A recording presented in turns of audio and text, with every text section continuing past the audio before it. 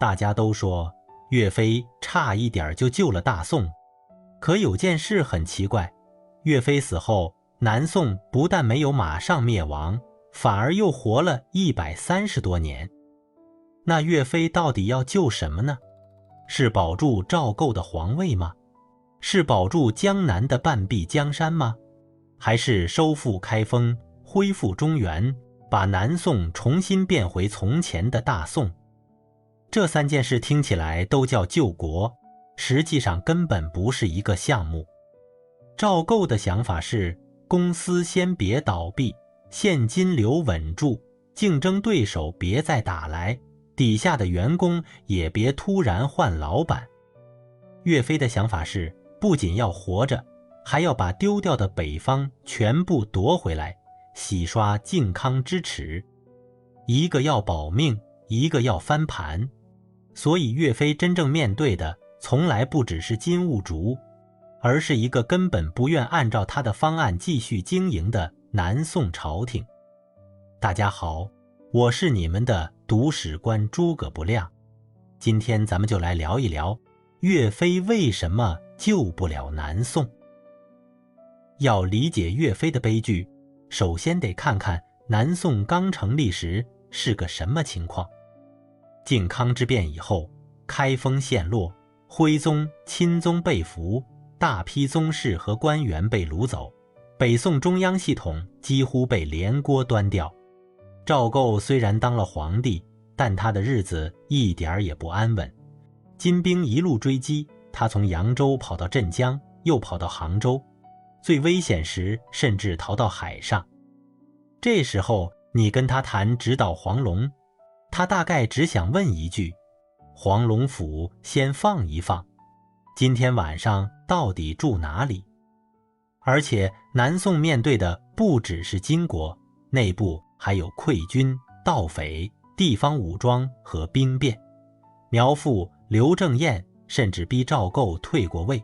南宋首先要解决的不是明年能不能打回开封，而是这个临时拼起来的朝廷明天会不会散架。赵构早年的统治经历几乎就是一场连续不断的逃生测试。今天金兵追来了，明天军队闹事了，后天地方官又不听命令。一个皇帝在这种环境里待久了，脑子里最先长出来的肯定不是进攻欲望，而是安全焦虑。所以赵构眼里的救国是坐稳皇位，保住江南，让军队听话，再和金国划条线，暂时别打了。而岳飞眼里的救国却是恢复中原，迎回故土，洗刷国耻。岳飞要救的是那个失去的北宋，赵构要保的是这个刚建立的南宋。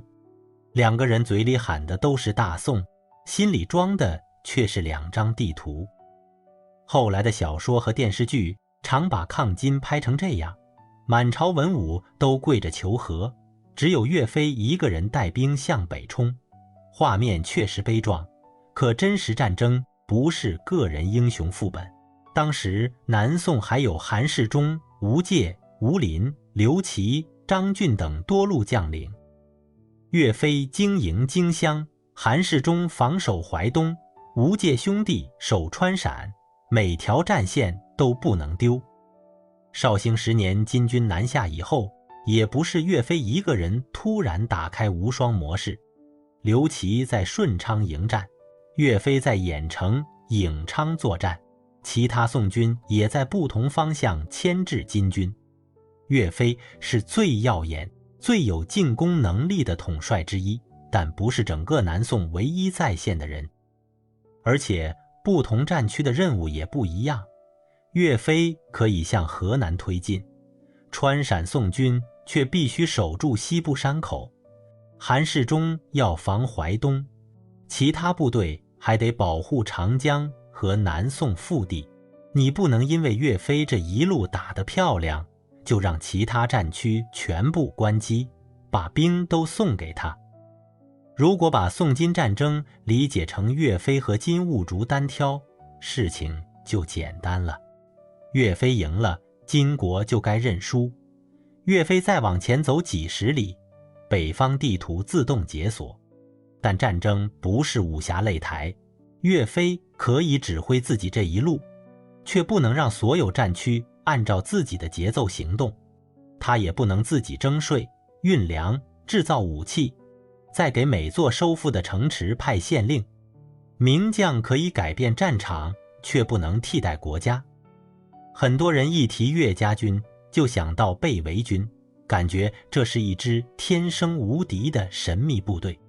其实岳家军最厉害的地方不是什么祖传神功，而是岳飞把一支来源复杂的军队训练成了高度服从的战争机器。南宋初年，到处都是北宋溃兵、地方武装和招安部队，有些人有粮就打，没粮就散，打不过敌军，转头先抢百姓。岳飞真正强的地方是能把这些人重新编组、训练和约束起来。所谓冻死不拆屋，饿死不掳掠，也不只是道德宣传。在战乱地区，军纪就是情报，也是后勤。你的军队进村就抢粮拆房，百姓看见你和看见金兵没有区别，谁还愿意给你带路，给你传递消息，给你运送粮食？反过来，一支军纪严明的军队更容易得到地方支持，但麻烦也随之出现。军队越能打，士兵越信任主帅，士兵越信任主帅，皇帝就越难放心。尤其在南宋初年，很多军队的粮饷、升迁甚至家属安置都由主帅体系负责，普通士兵平时见不到皇帝，真正决定他吃什么、打哪里、能不能升官的人，就是面前的将军。朝廷嘴上说军队属于国家，可士兵实际感受到的却可能是自己属于岳飞、韩世忠或者张俊。岳家军越强，赵构当然越高兴。可等他晚上躺下来一想，又会觉得不对劲。这支军队今天能替我打金人，那他明天要是不只打金人呢？绍兴10年的北伐是岳飞军事生涯的高峰，郾城、颍昌等战斗证明，岳家军有能力在中原平原上正面对抗金军精锐。岳飞的战功是真实的，不能为了反套路，就反过来说他不会打仗。可打出战略机会，不等于金国已经准备投降。金军在河南失利和整个金朝军事体系崩溃是两回事。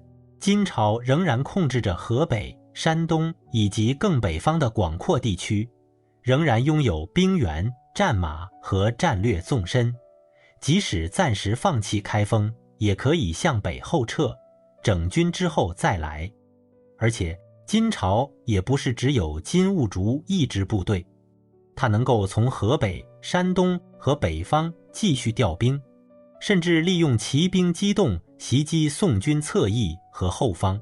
岳飞越向北深入，金军越有可能绕开正面去切断他的粮道。历史叙事最容易制造的错觉，就是把地图距离当成胜利进度。朱仙镇距离开封很近，于是很多人认为岳飞只差最后几步就能恢复中原。可你走到一家公司楼下，不等于公司已经归你。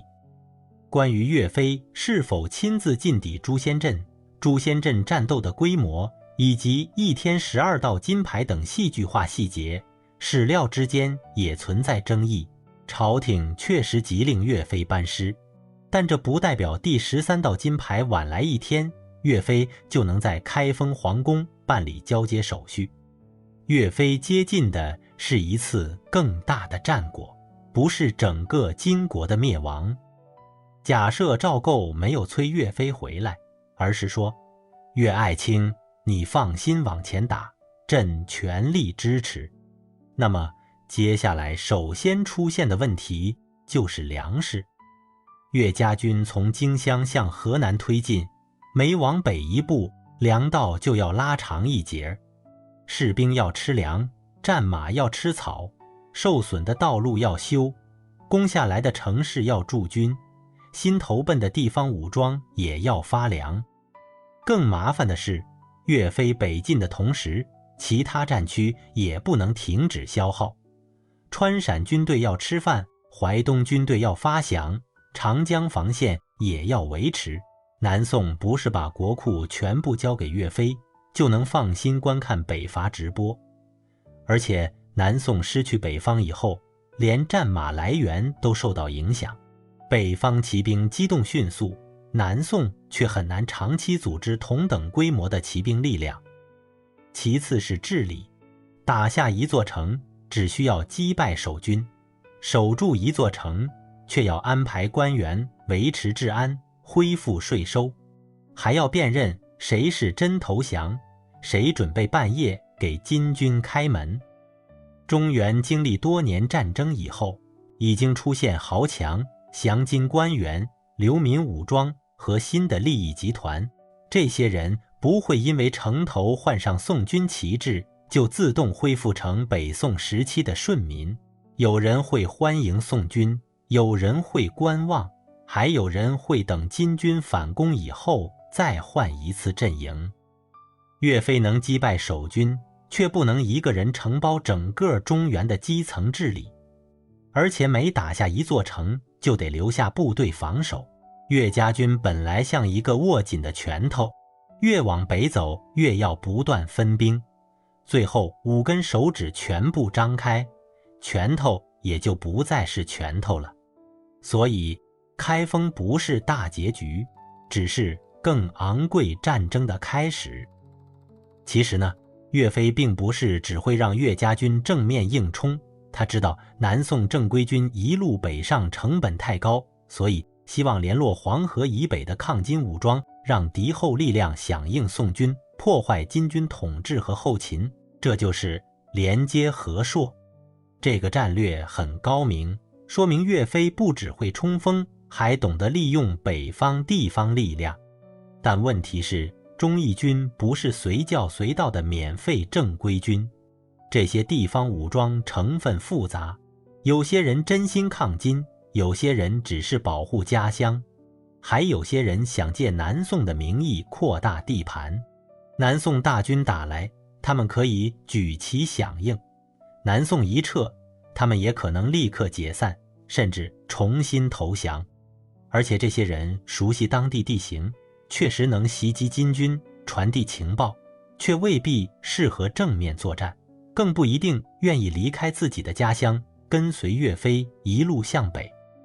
朝廷宣传里是北方百姓单食湖江，争相归宋，真正开始管理时，却会发现几十支地方武装都觉得自己立了大功，都要求发军饷，给官职，分地盘，就像几百人的工作群，大家都表示愿意配合，可一问谁听谁指挥，群里突然安静了。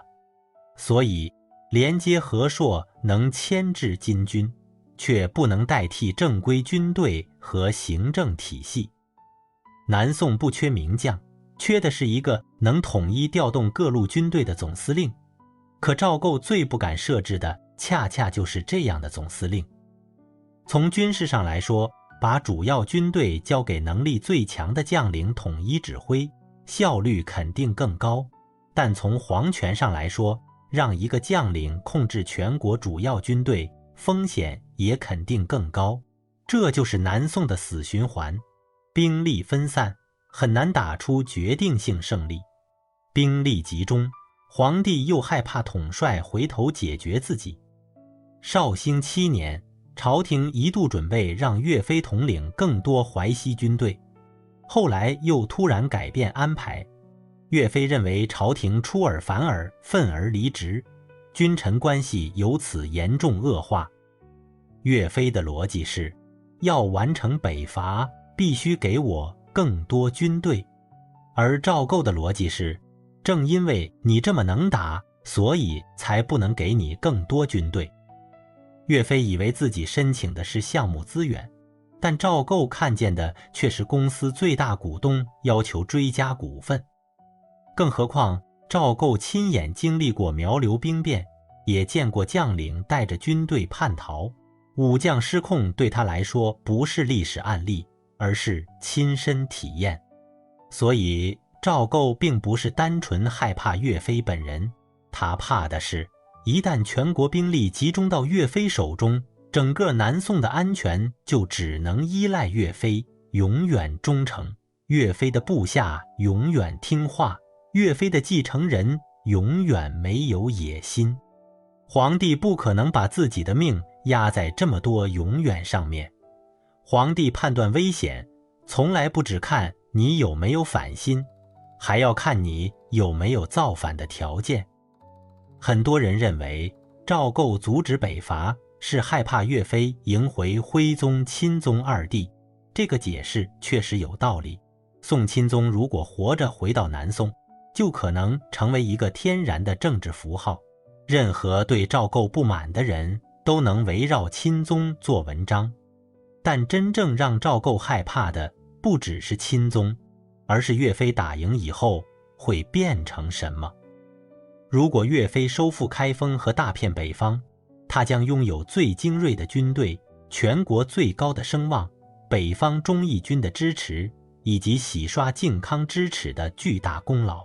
到那时，哪怕岳飞每天写100遍臣绝不造反，赵构也不会放心。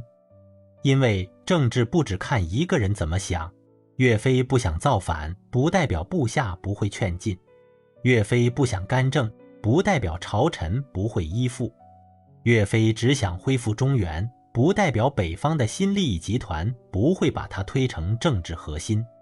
更何况历史上的政变，很多时候也不是主帅一开始就设计好的。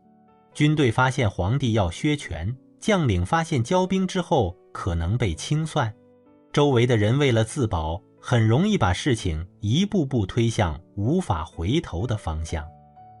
赵构想要的是一场可以控制的胜利，最好金军被打痛，愿意谈判，南宋保住江淮，边境稳定，将领立功，但别大到皇帝不知道该怎么赏。